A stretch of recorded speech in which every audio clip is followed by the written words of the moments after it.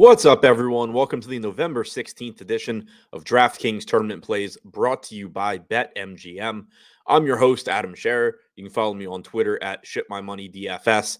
We have a 10-game NBA slate with a bunch of moving parts tonight. We're going to take a look at some of the best tournament options on DraftKings. But first, click on the link in the description below. Sign up, make a deposit at BetMGM, place a real money wager, and receive a risk-free first bet up to $1,000 in addition to 2 free months of Stokastic Plus Platinum. Click that link, take advantage of this offer. Now, we are going to take a look at 5 of the top tournament options using the Boom Bust tool on the Stokastic.com website. Keep in mind that there are a lot of moving parts on this slate. There's 10 games, a bunch of injury news that we're waiting on. Things are going to change between now and lock, so be sure to tune in to the deeper dive and live before lock shows on the Stokastic YouTube channel later on in the day. But with the way things look right now, starting at number 5, Rudy Gobert, only $7,000, center only on DraftKings, 8% projected ownership, 10% chance of being in the optimal lineup. Gobert has averaged 1.09 DraftKings points per minute in about 32 minutes per game this season. Number 4, Jaylen Brown, $8,700 price tag, shooting guard and small forward eligible. He's projected for about 12% ownership with a 12% chance of being in the optimal lineup. Brown has averaged 1.13 DraftKings points per minute. He has the second highest usage rate on the team behind Jason Tatum, and he's averaged about 36.5 minutes per game this season. Number 3, Kentavious Caldwell-Pope, $4,900 shooting guard for the Nuggets. He is projected for 11% ownership with a 13% chance of being in the optimal lineup.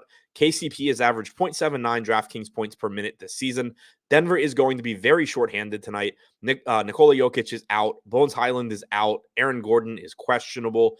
KCP's rates aren't likely to change too much. He's just not that type of player, but he is cheap enough where even if he were to just play his season average of 31 to 32 minutes, he would project as a reasonable value. And there's a chance that he plays several minutes more with this team significantly shorthanded. So there's a lot of players on Denver that are going to get more ownership, that are more appealing on a point per minute basis, but don't sleep on KCP at modest ownership. Number 2, Terry Rozier, $8,000 with shooting guard and small forward eligibility. He's played 72 games since the start of last season with LaMelo Ball active and Gordon Hayward inactive. In those games, he's averaged 1.05 DraftKings points per minute in about 34 minutes per game. Rozier is projected for 11% ownership with a 14% chance of being in the optimal lineup. And number 1, Josh Giddey, $6,700, getting back to full strength after missing part of the season early on with some injuries. He is point guard and shooting guard eligible, projected for 14% ownership with a 15% chance of being in the optimal lineup. Giddey has been productive this season, averaging about 1.1 DraftKings points per minute. He's likely to give you about 33 minutes tonight against the Wizards, and he is projected to go a bit overlooked with people flocking to the players on Denver, like Jamal Murray, like Michael Porter. Those guys are obviously very good plays, but they're also projected for quite a bit more ownership than Giddey, who's a very strong play in his own right. So to recap, the top 5 tournament options on DraftKings: number 5, Rudy Gobert; number 4, Jaylen Brown; number 3, Kentavious Caldwell-Pope; number 2, Terry Rozier; and number 1, Josh Giddey.